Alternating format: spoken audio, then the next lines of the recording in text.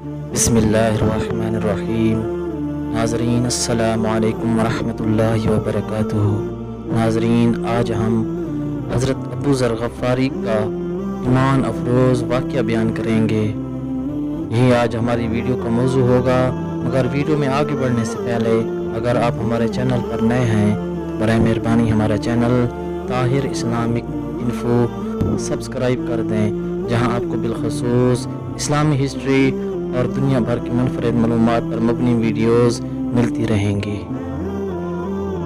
मोहतरम नाज़रीन, हज़रत अबू ज़र ग़फ़ारी रज़ियल्लाहु ताला अन्हु जंगल में रहते थे। मौत का वक्त आ गया। उन दिनों वहाँ कोई नहीं था, सिर्फ हज के दिनों में इराक के हाजी वहाँ से जाते थे। वक्त हज का मौसम भी नहीं था।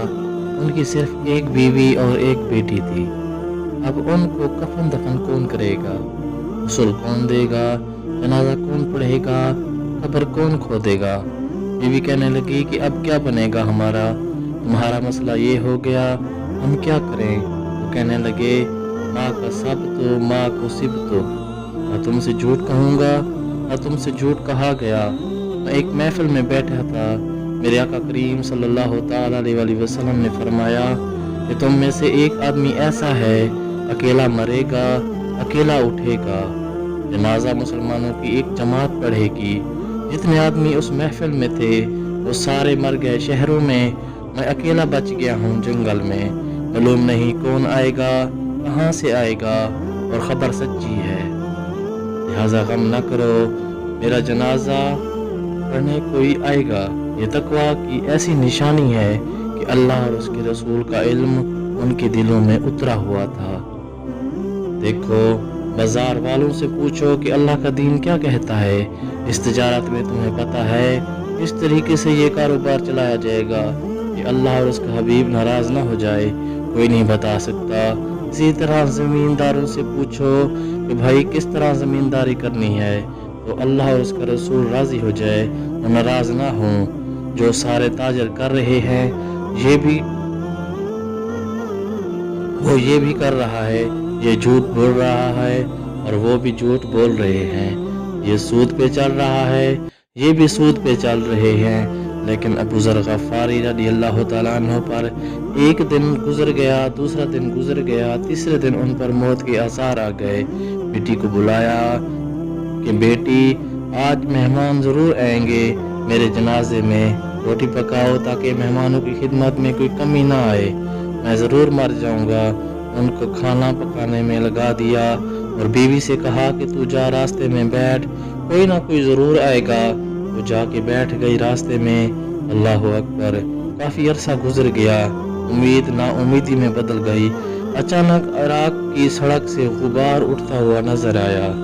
जब गुबार का पर्दा फटा तो 20 ऊँटनियों के सवार नमूदार हुए। उनकी बीवी ने सामने से खड़े होकर इशारा किया। जब उन्होंने जंगल में औरत को तन्हाई में देखा तो अपनी सवारियां मोड़ ली। उस औरत ने कहा कि एक अल्लाह का बंदा मर रहा है, उसका जनाजा पढ़ लो तो तुम्हें अजर मिलेगा। उन्होंने कहा वो कौन है। कहा कि अल्लाह के हबीब का साथी अबू ज़र ग़फ़ारी है। सारे यकदम रोने लगे और कहा हमारे माँ बाप अबू ज़र पर कुर्बान। ये अब्दुल्ला बिन मसूद रज़ियल्लाहु ताला अन्हु थे और उनके 19 साथी। गैबी निज़ाम कैसे चला। हज़रत उस्मान गनी रज़ियल्लाहु ताला अन्हु हज पर पहुँचे हुए हैं। हज़रत अब्दुल्ला बिन मसूद से मशवरा तलब कोई चीज़ थी। उनसे कहलवा भेजा कि बैठे हो तो खड़े हो जाओ और खड़े हो तो चल पड़ो। हर हाल में मक्का आकर मुझसे मशवरा लो। तुमसे एक मशवरा करना है, हज मिले या न मिले उसकी फिक्र ना करो, लेकिन फ़ौरन मक्का पहुँचो। ज़हरी सबब तो ये बना, लेकिन अंदर का सबब अबू ज़र ग़फ़ारी का जनाजा बना कि उनका जनाजा कौन आके पढ़ेगा। इन हजरात ने उम्रे का अहराम बांधा हुआ था तो ये हजरात सवारियों से उतरे और दौड़ते हुए आए। हज़रत अबू ज़र ग़फ़ारी इसी इत्मीनान में है, पहले ही पता था कि कोई आएगा।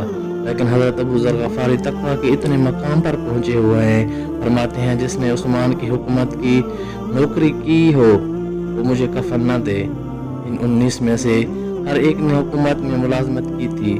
अलबत्ता उनमें से एक नौजवान खड़े हुए और कहा कि मैंने आज तक हुकूमत की नौकरी नहीं की اور یہ احرام بھی میں نے اپنے ہاتھ سے بنایا ہے۔